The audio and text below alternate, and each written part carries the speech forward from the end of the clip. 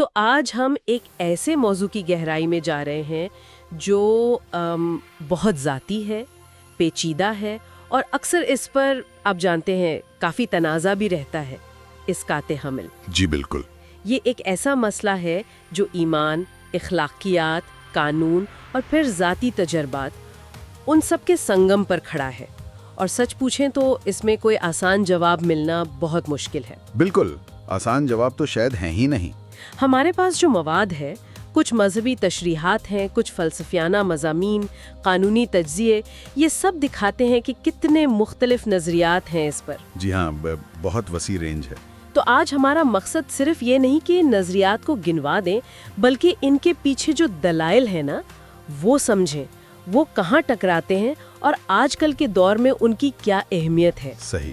خاص طور پر جب مشکل حالات ہوں، جیسے ریپ ہو یا محرم سے تعلق کا معاملہ ہو یا ماں کی صحت کو شدید خطرہ ہو، تو یہ بحث اور بھی پیچیدہ ہو جاتی ہے۔ یقیناً وہ پہلو تو خاص طور پر مشکل ہیں۔ تو آئیے ذرا دیکھتے ہیں ان مختلف زاویوں کو۔ شروعات کرتے ہیں مذہبی نقطہ نظر سے۔ ٹھیک ہے۔ اکثر لوگ سمجھتے ہیں کہ بھئی سارے مذہب اسقاط حمل کے خلاف ہے، لیکن کیا واقعی ایسا ہے؟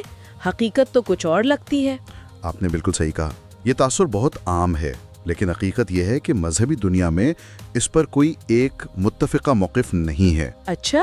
جی نہیں، ہر مذہب کے اندر بھی آپ کو مختلف مکاتب فکر ملیں گے، مختلف تشریحات ملیں گی۔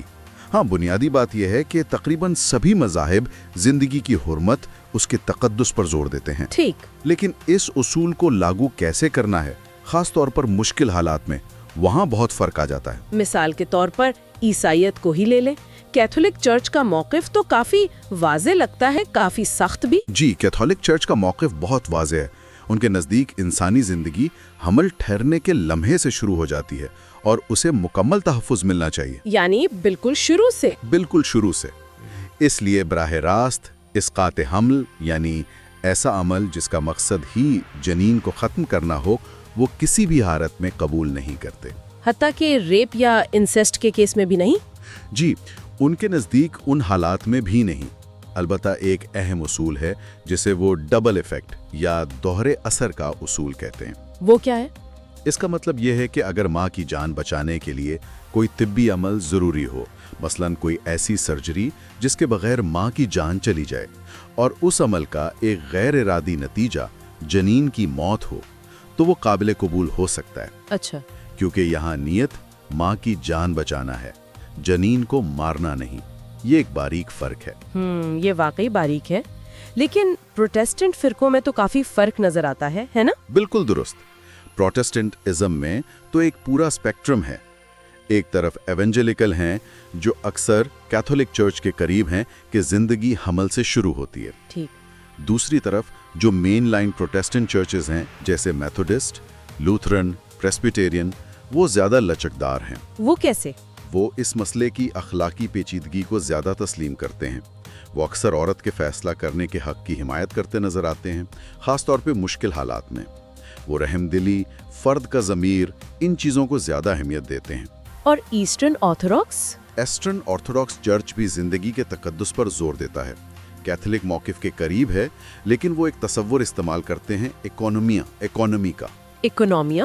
جی، جس کا مطلب ہے کہ مشکل حالات میں اصولوں میں نرمی کی جا سکتی ہے، پادری کی ثوابدید پر، مطلب رحم دلی کی بنیاد پر۔ اچھا، اب آتے ہیں اسلام کی طرف۔ ذرائع بتاتے ہیں کہ یہاں روح پھونکنے کا تصور بہت اہم ہے۔ جی ہاں، اسلامی فقہ میں یہ ایک مرکزی نقطہ ہے۔ زیادہ تر علماء اس بات پر متفق ہیں کہ جب جنین میں روح پھونک دی جائے، اس کے بعد اسقاط حمل حرام ہے، سوائے ایک حالت کے۔ وہ کیا؟ کہ ماں کی جان کو یقینی خطرہ ہو۔ اگر ماں کی جان بچانے کے لیے ضروری ہو تو پھر اجازت ہے۔ اور یہ روح پھونکنے کا وقت کب مانا جاتا ہے؟ روایتی طور پر یہ حمل کے 120 دن بعد مانا جاتا ہے۔ کچھ مکاتب فکر 40 دن کا بھی ذکر کرتے ہیں، لیکن 120 دن زیادہ عام ہے۔ تو اصل بحث پھر 120 دن سے پہلے کے عرصے کی ہے؟ بالکل، اس سے پہلے کیا حکم ہے، اس پر مختلف آراء ہیں۔ کیا اس میں اجازت کی گنجائش ہے؟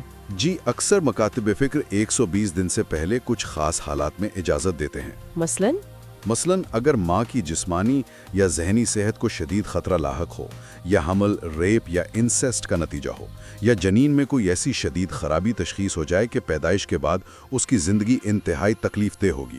اچھا، یہاں بنیادی اصول یہ ہے کہ ماں کی جو قائم شدہ زندگی ہے، اس کی صحت ہے، اس کو ممکنہ زندگی پر ترجیح دی جاتی ہے۔ یہ ایک طرح کا توازن قائم کرنے کی کوشش ہے۔ آسان نہیں ہے، لیکن کوشش یہی ہے۔ اب بات کرتے ہیں یہودیت کی۔ وہاں ہم نے ایک اصول سنا، پکواخ نفش۔ اس کا کیا مطلب ہے؟ پکواخ نفش یہ ایک بہت ہی بنیادی یہودی اصول ہے۔ اس کا مطلب ہے جان بچانا۔ ٹھیک ہے۔ یہودی قانون میں موجودہ انسانی زندگی کا تحفظ، مطلب کسی زندہ انسان کی جان بچانا، تقریباً تمام دوسرے مذہبی قانونوں پر فوقیت رکھتا ہے۔ تو اس کا اطلاق اسقاط حمل پر کیسے ہوتا ہے؟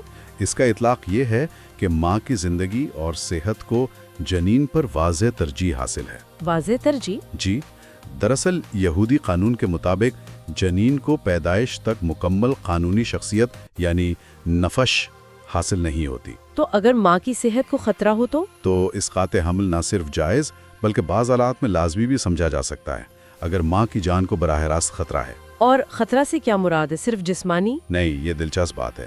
خطرہ میں صرف جسمانی خطرہ نہیں، بلکہ ماں کی شدید ذہنی صحت کے مسائل بھی شامل ہو سکتے ہیں۔ اچھا۔ جو ریفارم اور کنزرویٹو تحریکیں ہیں وہ اس معاملے میں زیادہ وسیع سوچ رکھتی ہیں۔ آرتھوڈاکس یہودیت میں بھی ماں کو درپیش خطرے کی نوعیت پر کافی گہری قانونی بحث ہوتی ہے، اور خاص حالات میں خصوصاً حمل کے شروع کے مراحل میں اجازت ممکن ہے۔ تو اب تک ہم نے ابراہیمی مذاہب میں دیکھا کہ اندر بھی کافی تنوع ہے اور ماں کی فلاح کا پہلو اہم ہے۔ مشرقی مذاہب کا کیا حال ہے؟ بدھ مت، ہندو مت؟ مشرقی روایات میں جیسے بدھ مت اور ہندو مت، آپ کو کوئی ایک مرکزی اتھارٹی یا حکم نامہ نہیں ملے گا جیسا مغرب کے کچھ مذاہب میں ہے۔ تو پھر کیا اصول ہیں؟ دونوں میں اہنسا یعنی عدم تشدد کا اصول بہت اہم ہے۔ چونکہ جنین کو بھی ایک ممکنہ زندگی سمجھا جاتا ہے، تو اسقاط حمل کو عموماً ایک ایسا عمل سمجھا جاتا ہے جس سے منفی کرم پیدا ہوتا ہے۔ لیکن ساتھ ہی کرونا یعنی رحم دلی اور ہمدردی کا اصول بھی اتنا ہی اہم ہے۔ تو پھر فیصلہ کیسے ہوتا ہے؟ فیصلہ اکثر فرد کے ضمیر پر، اس کی نیت پر اور اس کے مخصوص حالات پر چھوڑ دیا جاتا ہے۔ ماں کو کیا تکلیف ہو سکتی ہے، بچے کا ممکنہ معیار زندگی کیا ہوگا، خاندان کے حالات کیا ہیں، یہ سب چیزیں دیکھی جاتی ہیں۔ کوئی خاص رسومات وغیرہ ہیں؟ ہاں، کچھ بدھ روایات میں میزو کو جیزو جیسی رسومات ہیں جو اسقاط شدہ جنین کے لیے سوگ منانے اور شفا پانے کا ایک طریقہ ہے۔ یہ تسلیم کرتا ہے کہ یہ ایک نقصان دہ عمل ہے، لیکن ہمدردی کا پہلو بھی ہے۔ یہ واقعی بہت دلچسپ ہے کہ مذہبی دنیا جسے ہم اکثر ایک ہی نظر سے دیکھتے ہیں، اس میں کتنی زیادہ باریکیاں اور مختلف آراء موجود ہیں۔ جی بالکل۔ اب ذرا رخ کرتے ہیں سیکولر یا غیر مذہبی نقطۂ نظر کی طرف۔ یہ نظریات کن بنیادوں پر کھڑے ہیں؟ مذہبی احکامات سے تو الگ ہوں گے نا؟ جی، سیکولر اخلاقیات کی بنیاد الہامی احکامات کے بجائے انسانی عقل، منطق، ہمدردی اور تجربے پر ہوتی ہے۔ یہاں کئی اہم دلائل ہیں۔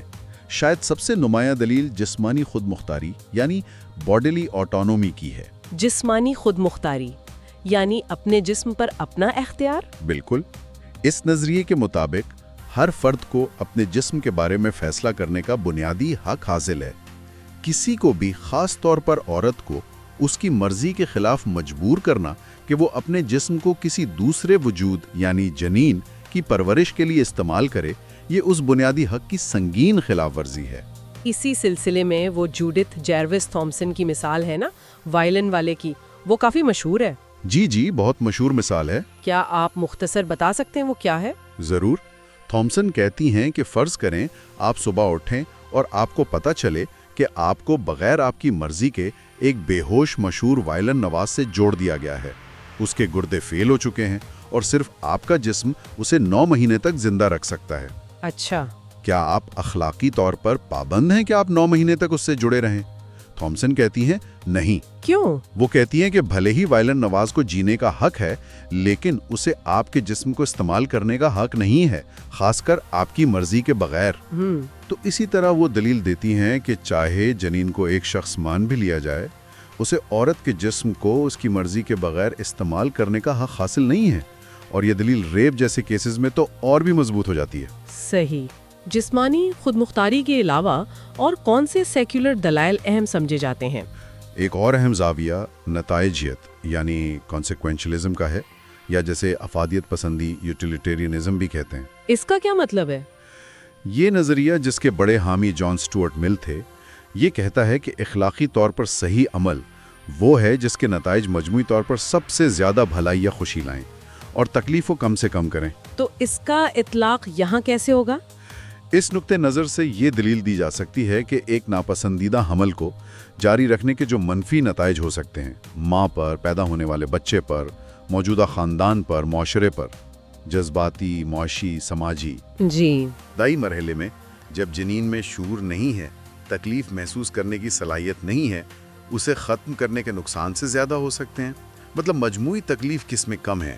اور پھر وہ شخصیت یعنی پرسن ہوڈ کا سوال، یہ تو بہت بنیادی لگتا ہے اس بحث میں۔ یقیناً سیکولر بحث میں یہ ایک مرکزی سوال ہے کہ جنین کب وہ شخص بنتا ہے جسے اخلاقی اور قانونی حقوق حاصل ہوں۔ مذہبی نظریات سے ہٹ کر جو حمل یا روح پھونکنے کی بات کرتے ہیں۔ جی، سیکولر دنیا میں مختلف معیارات تجویز کیے گئے ہیں۔ کیا یہ شعور پیدا ہونے پر ہوتا ہے، یا جب جنین رحم سے باہر زندہ رہنے کے قابل ہو جاتا ہے، جسے وائبلٹی کہتے ہیں، تقریباً 24 ہفتوں کے آس پاس، یا جب وہ تکلیف محسوس کرنے کے قابل ہو جاتا ہے، سینشینس، یا اعصابی نظام ایک خاص حد تک ترقی کر لیتا ہے۔ ان میں سے کسی ایک معیار پر بھی مکمل اتفاق نہیں ہے۔ تو مختلف فلسفے مختلف بات کرتے ہیں۔ جی، جیسے میری آن وارن کہتی ہیں کہ شخصیت کے لیے شعور، عقلیت، خودآگاہی جیسی چیزیں ضروری ہیں جو شروع کے جنین میں نہیں ہوتی۔ لیکن اس کے مخالف بھی تو دلائل ہوں گے۔ بالکل، ایک بہت مشہور دلیل ڈان مارکویس کی ہے۔ وہ کہتے ہیں کہ اسقاط حمل اس لیے اخلاقی طور پر غلط ہے کیونکہ یہ جنین کو ہمارے جیسا مستقبل یعنی a future like us سے محروم کرتا ہے۔ ہمارے جیسے مستقبل سے؟ جی، یعنی ان تمام تجربات، خوشیوں، منصوبوں سے جو ایک عام انسانی زندگی کا حصہ ہوتے ہیں۔ یہ دلیل جنین کی موجودہ حالت کے بجائے اس کے پوٹینشل، اس کے مستقبل کی قدر پر زور دیتی ہے۔ یہ بھی ایک مضبوط نقطہ ہے۔ اچھا، اور انسانی حقوق کا فریم ورک وہ اس بحث میں کیا کردار ادا کرتا ہے؟ انسانی حقوق کے نقطہ نظر سے اگر دیکھیں تو تولیدی صحت کی دیکھ بھال، جس میں محفوظ اور قانونی اسقاط حمل تک رسائی بھی شامل ہے، اسے خواتین کے بنیادی انسانی حقوق کا حصہ سمجھا جاتا ہے۔ اچھا؟ جی، اور یہ کہا جاتا ہے کہ اس تک رسائی سے انکار صرف صحت کا مسئلہ نہیں ہے، بلکہ یہ صنفی عدم مساوات کو بھی بڑھاتا ہے۔ وہ کیسے؟ کیونکہ یہ خواتین کی تعلیم حاصل کرنے، ملازمت کرنے اور معاشرتی زندگی میں پوری طرح حصہ لینے کی صلاحیت کو متاثر کرتا ہے۔ بین الاقوامی معاہدے ہیں جیسے سیڈا؟ جی، convention on the elimination of all forms of discrimination against women, وہ بھی محفوظ اسقاط حمل تک رسائی کو صنفی مساوات کے لیے ضروری قرار دیتے ہیں۔ یہ نقطہ نظر فیصلہ کرنے والی عورت کے حالات، اس کے تجربات، اس کے وقار کو مرکز میں رکھتا ہے۔ تو ہم نے یہ مذہبی اور سیکولر دلائل کی وسیع رینج دیکھی ہے۔ اب سوال یہ ہے کہ یہ سب نظریات آج کل کی جو بدلتی ہوئی اخلاقی قدریں ہیں، سماجی رویے ہیں، ان سے کیسے جڑتے ہیں؟ یہ بہت اہم سوال ہے۔ آج کی بحث میں آپ کو کئی نئے رجحانات نظر آئیں گے، یا پرانے رجحانات پر زیادہ زور نظر آئے گا۔ جیسے کہ پہلا تو ہے ہمدردی، ایمپتھی اور ذاتی تجربات، لیوڈ ایکسپیرینس پر بڑھتا ہوا زور۔ اب صرف خشک اصولوں یا مذہبی احکامات کی بات نہیں ہوتی۔ اچھا۔ بلکہ جو لوگ اس صورتحال سے گزرتے ہیں، ان کی کہانیاں، ان کی زندگیاں، ان کے حالات، ان کو اخلاقی بحث میں زیادہ وزن دیا جا رہا ہے۔ ایک طرح سے حالات کے مطابق اخلاقی فیصلہ کرنے کا رجحان بڑھ رہا ہے۔ اور انفرادیت پسندی کا کیا کردار ہے اس میں؟ انفرادیت پسندی اور خود ارادیت کے نظریات تو جدید معاشروں میں بہت مضبوط ہوئے ہیں۔ یعنی اپنی زندگی کے فیصلے خود کرنا۔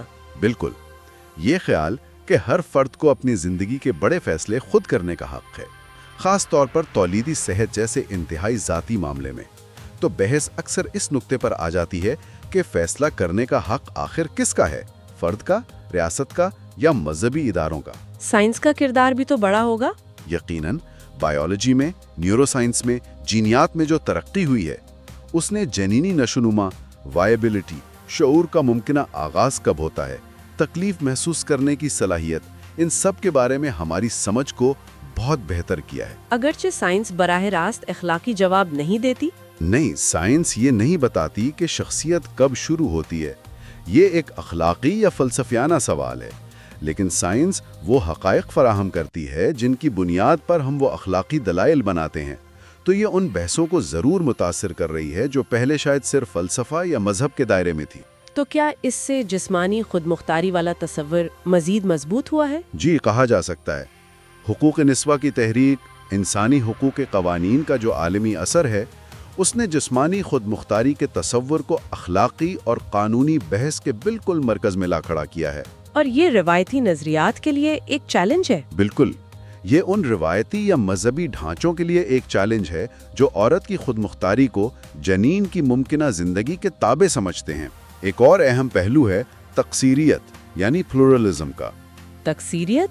جی، یعنی یہ تسلیم کرنا کہ جدید معاشروں میں لوگ مختلف ہیں، ان کے اخلاقی اور مذہبی خیالات مختلف ہیں اور رہیں گے۔ تو چیلنج یہ ہے کہ ایسی پالیسیز، ایسے قانون کیسے بنائے جائیں جو اس تنوع کا احترام بھی کریں، مذہبی آزادی بھی دیں۔ بالکل، اور ساتھ ہی بنیادی انسانی حقوق بشمول تولیدی حقوق ان کو بھی یقینی بنائیں۔